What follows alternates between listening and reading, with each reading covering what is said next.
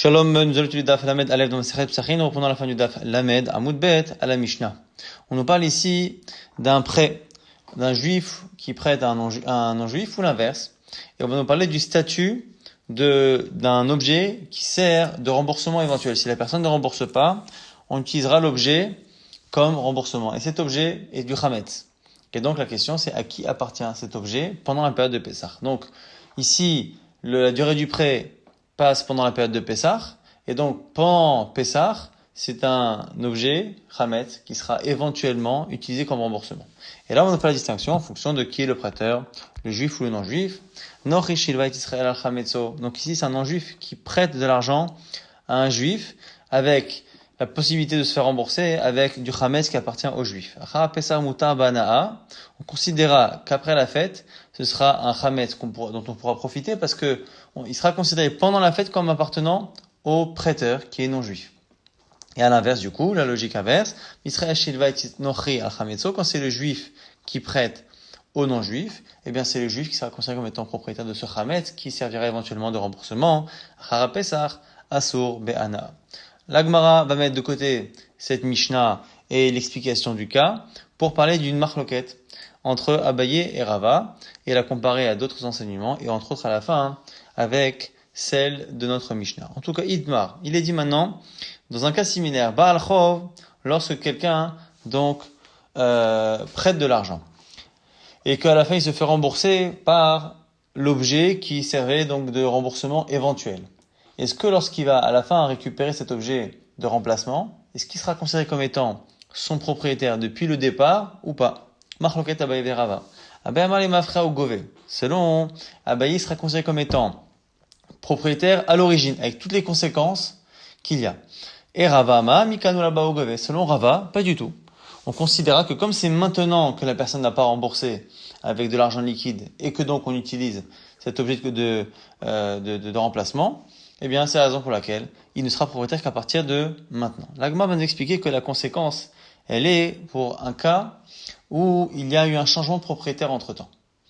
Et l'Agma nous dit, on ne parle pas ici d'un cas où le changement de propriété s'est fait à l'initiative de l'emprunteur, parce que lui, l'emprunteur, est engagé. Donc, même s'il vend l'objet en attendant ou qu'il le cède, il le sanctifie, eh bien, c'est sûr que le prêteur pourra récupérer ce bien. La question est si le prêteur lui-même, qui a accès au bien, le cède, le vend ou le sanctifie à Dieu, eh bien, à ce moment-là, la question est, est-ce que c'est valable parce qu'il est propriétaire depuis le départ ou pas?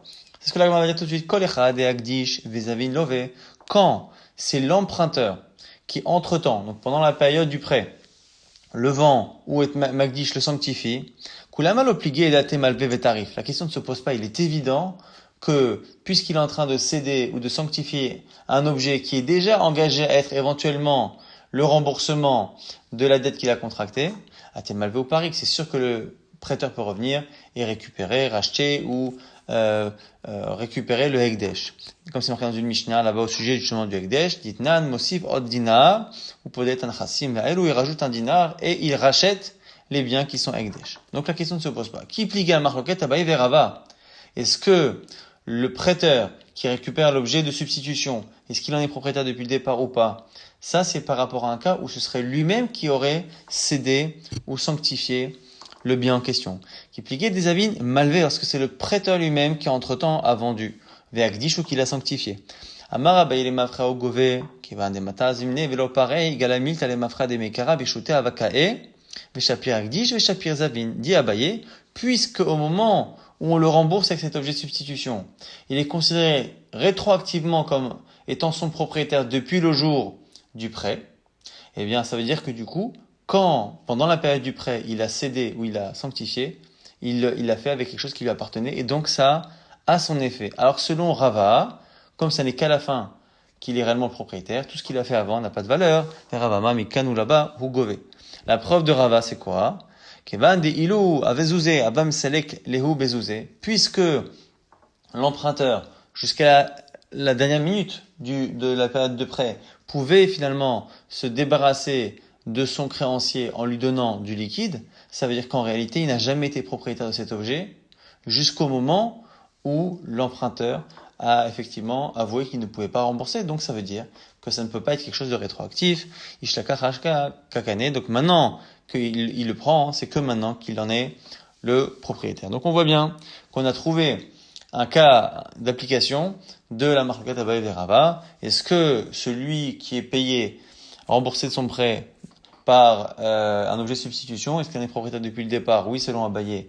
Non, selon Rava. Ça n'a de conséquence que dans le cas où ce même prêteur, pendant la période du prêt, a cédé ou sanctifié le bien. Maintenant, l'Agma s'étonne sur Rava.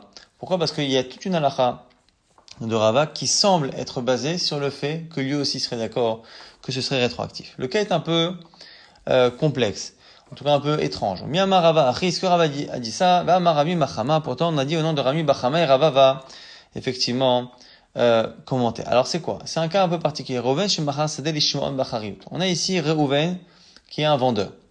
Il vend son terrain, simplement il le vend avec ce qu'on appelle Achariyut. Achariyut, c'est une garantie. Garantie de quoi? Quand quelqu'un doit de l'argent, tous ses biens, surtout les biens donc immobiliers, sont assujettis à ses dettes.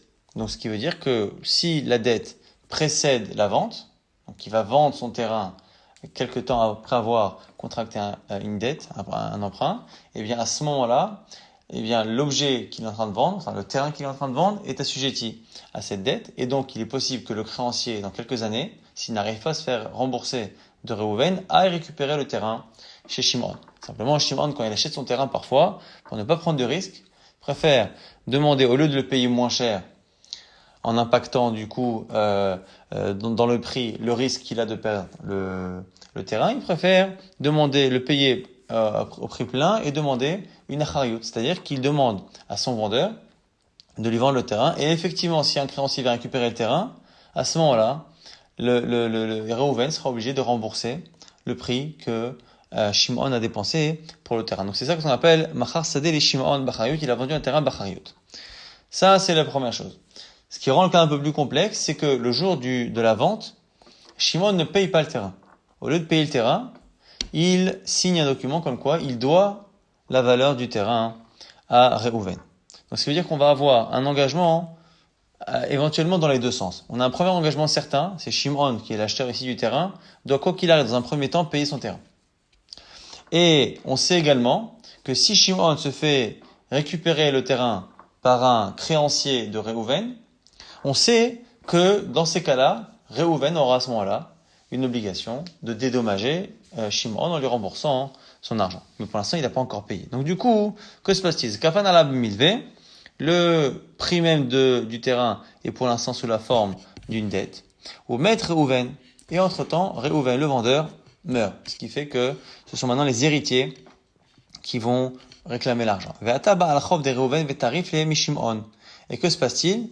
Il y a un des emprunteurs, un des prêteurs de Reuven, qui, au lieu d'aller voir les Yetomim, va voir directement Shimon et dit voilà, tu as acheté un terrain à Reuven qui me devait de l'argent au moment où il te l'a vendu, donc je récupère le terrain. Vata Shimon ou Païse Bezouzé. Et Shimon ne voulait pas lâcher le terrain. Donc pour ne pas lâcher le terrain, qu'a-t-il fait? Il a payé avec de l'argent le créancier de Reuven pour lui laisser le terrain. Donc d'une certaine manière, il a payé à la place de Reuven et des héritiers, il a payé pour justement qu'on lui laisse le terrain. Dinahu, Agma nous explique que les héritiers peuvent venir et lui réclamer. Dinahu de'atub bnei Reuven vamre les Shimon, les fils de Reuven. Eux, je vous rappelle que Reuven n'a pas été payé du terrain.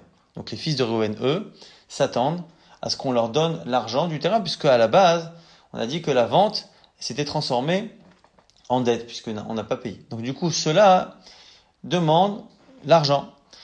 Ana mitaltele shavak avur gavar. Il dit non, notre père, il nous a laissé une dette, mais une dette d'argent liquide, pas d'un terrain. Ou mitaltele de yatme de barlachov lo mishtarbede.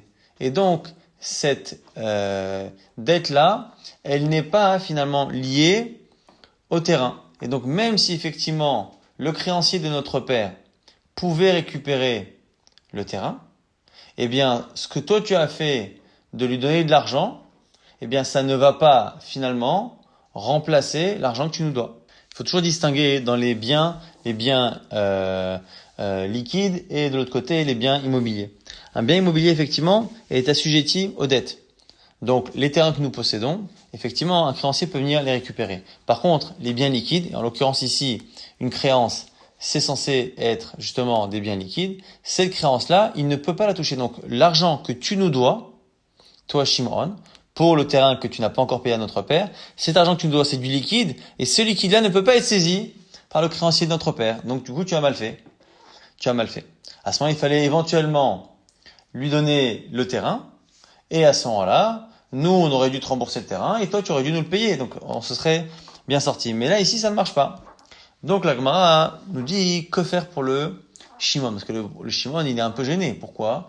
Parce que il a effectivement récupéré un terrain à la base qu'il n'a pas payé. Simplement, pour le garder, il a payé une première fois le créancier de Réhouven. Et maintenant, le problème, c'est que les enfants de Réhouven lui réclament le prix. Donc, cet homme-là va payer 2 fois son terrain. Amarava, Rava nous dit, Ipikar Shimon. Si le Shimon en question, donc l'acheteur, est intelligent, au lieu de rembourser avec du liquide, s'il leur donne effectivement du liquide, il pourra jamais revoir son argent.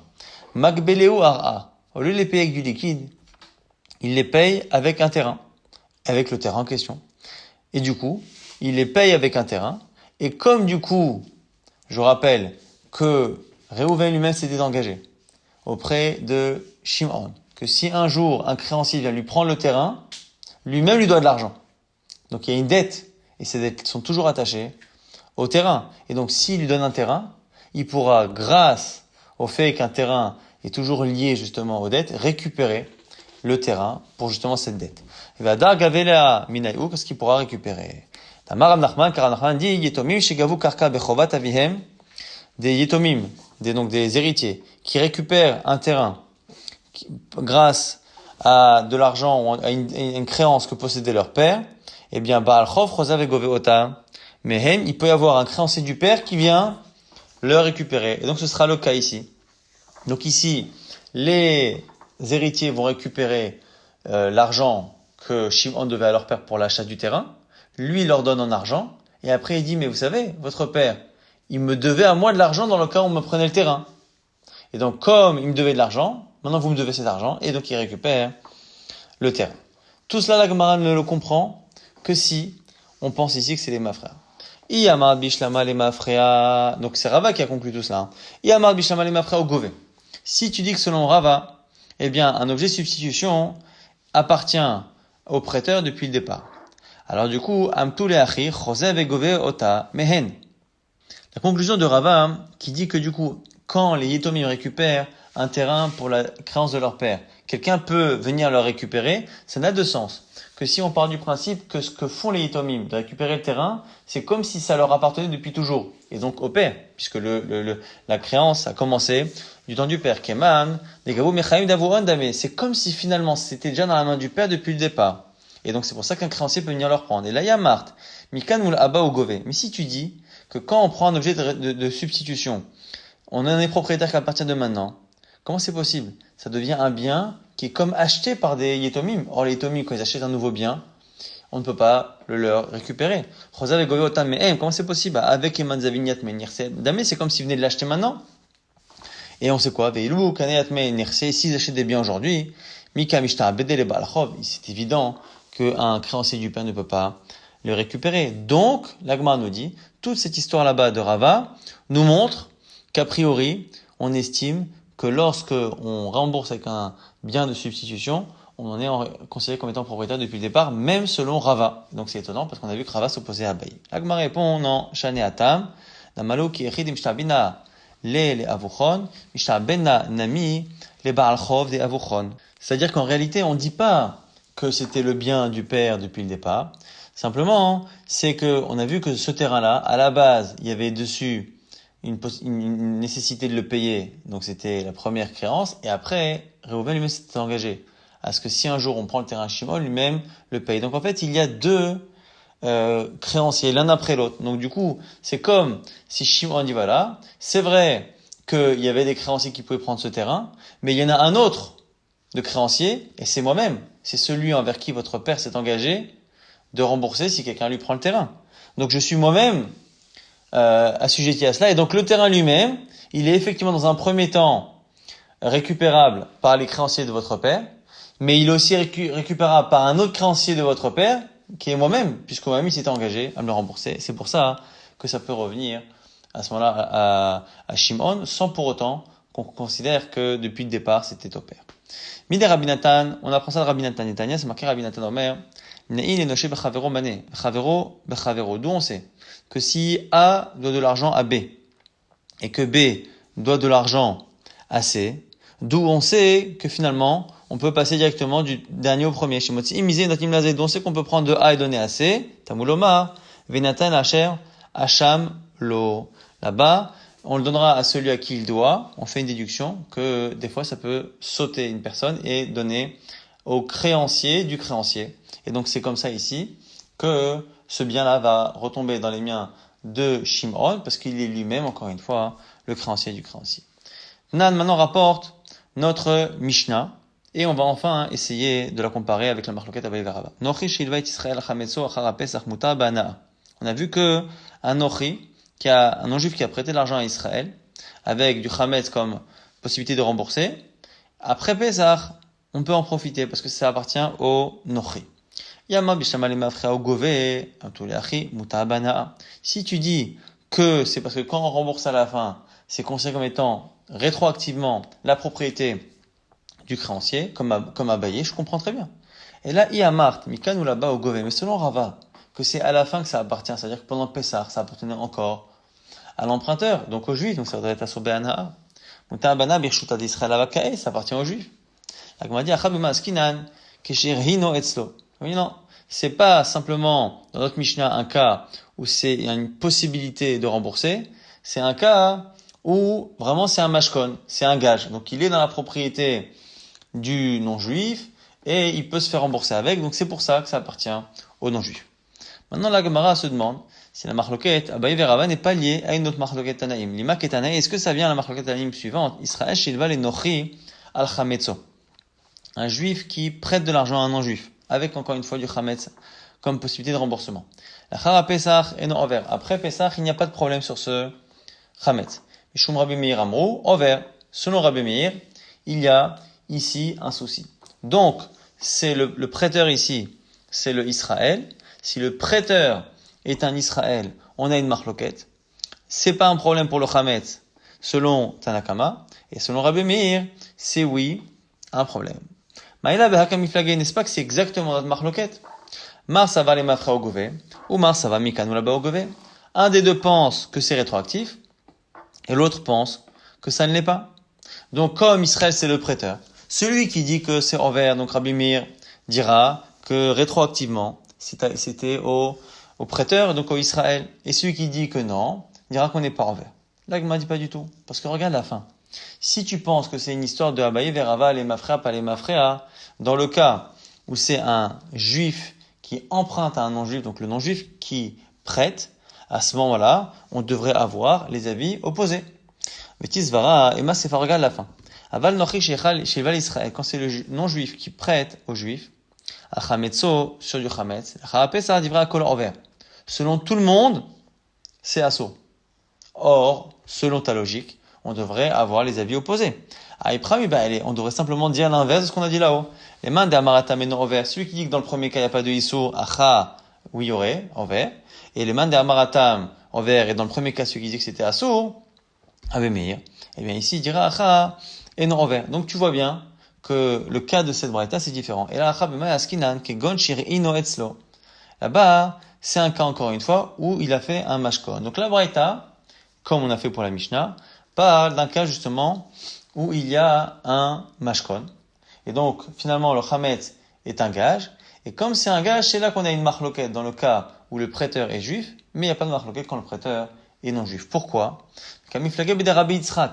En fait, Rabbi Meir et Tanakama s'opposent sur une halakha de Rabbi Yitzhak. D'Amar Rabbi Yitzhak, Minaïl et Baal Chov, chez Koné Mashkon. Selon Rabbi Yitzhak, d'où savons-nous que lorsque un prêteur reçoit un gage, d'où savons-nous qu'il est propriétaire du gage en question? Chez Neymar, c'est marqué. Dans la Torah, on dit que quand quelqu'un prête de l'argent à un pauvre, il faudra le soir qu'il lui rende ses couvertures et qu'il lui rende les objets du quotidien dont il a besoin. Et c'est marqué Ulcha tiye tzedaka. Et ce sera compté pour toi, le prêteur, comme une tzedaka. Rabbi Yitzhak déduit de là. Si le bien n'appartient pas réellement au prêteur, comment ça pourrait être compté comme une tzedaka alors que ce n'est pas réellement à lui, c'est juste qu'il a un droit de retenir. Mais si ça s'appelle une tzedaka, c'est que c'est un don. Et si c'est un don, c'est que ça lui appartient. De là, on voit que le prêteur est propriétaire d'un gage pendant la durée du prêt. De là, on voit qu'un prêteur est propriétaire du gage. Et c'est comme ça qu'il faut comprendre notre Mishnah. Et c'est la raison pour laquelle, dans notre Mishnah, on a vu que si le prêteur est non-juif, ça s'appelle pendant Pessah un Chamez, un non-juif, c'est aucun problème après. Si le prêteur est juif, ça pose un problème. Simplement, dans la Braïta, on voit que dans le cas où c'est un Israël qui prête, c'est pas évident, il y a une marloquette. Pourquoi? Tanakama, ça va, anémilé Israël mi Israël. Tanakama pense que ce qui est marqué dans la Torah, que ce sera une tzedaka, c'est lorsque l'emprunteur et le prêteur sont juifs. Israël ou dekarinabe l'chati tzedaka. Abal Israël menochi lokane. Mais lui pense que dès qu'un des deux n'est pas juif, on n'applique plus le principe qui a marqué dans la Torah. Et donc, si le prêteur est juif, mais que l'emprunteur n'est pas juif, le juif ne devient pas propriétaire du bien, et comme il ne devient pas propriétaire du bien, eh bien, il n'y a pas justement de l'autre qui est tzedaka. Rabbi Meir Sava, donc ça c'est le premier avis, Rabbi Meir Sava, Kalva Chomer, lui pense qu'encore plus. Israël, Misraël, Kan Israël, mais Nochi le Kol Sheken, si déjà, quand en face c'est un Israël, le juif est propriétaire, a fortiori lorsque c'est un non-Israël. Donc finalement, on a une marloquette. Tanakama pense que le principe que le mashkon appartient au prêteur n'est valable qu'entre deux juifs. Et donc, quand l'emprunteur est non-juif, eh bien, ça n'appartient pas au juif. Donc, c'est un chametz qui appartient au non-juif, même si c'est un mashkon. C'est pour ça qu'après Pessah, il n'y a pas de problème. Selon Rabbi Meir, ça marche encore plus qu'avec deux juifs. Et donc, c'est la raison pour laquelle il sera envers. Maintenant, on explique la fin de la Braïta. Aval nochi shilvait Israël, si c'est le non-juif qui prête à un Israël, al chametzo ha Pessah, divra kol roven. Là, selon tout le monde, on n'appliquera pas le principe de ulchat tzedaka, que ça appartient au prêteur, et donc c'est pour ça que ça appartient encore aux juifs, et donc selon tout le monde, on est revers.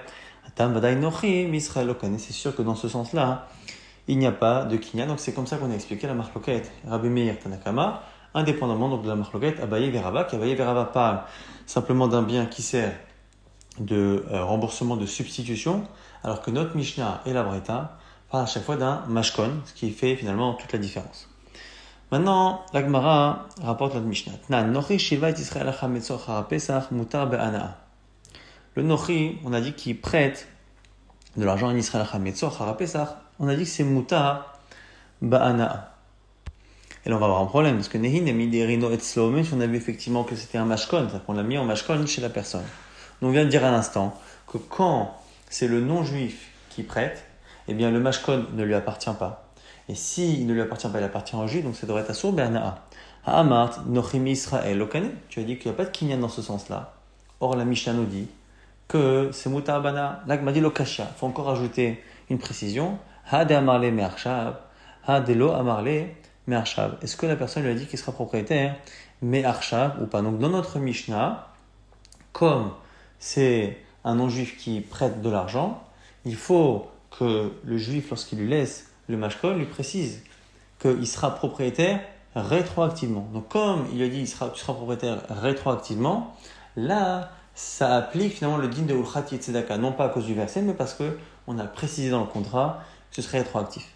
Mais si on ne précise pas, eh bien, ça ne sera pas la propriété du prêteur non-juif, parce qu'on n'applique pas le din de ulchat tzedaka. La Gemara dit, d'où tu sais qu'on peut faire cette distinction-là? Minatimra de chanele, ben echad amar me'arshav ou ben echad elo amar me'arshav. D'où tu sais que cette condition-là de dire rétroactivement, ça marche? C'est une braïta, tanya nochi she'erin pat pourni etzel Israël. Donc on a ici un non-juif qui a donné en mashkon un grand pain à un juif. Et non envers, il n'y a pas de issur. Ve'im amarlo igarticha. Mais si par contre il lui dit depuis le départ c'est à toi, envers.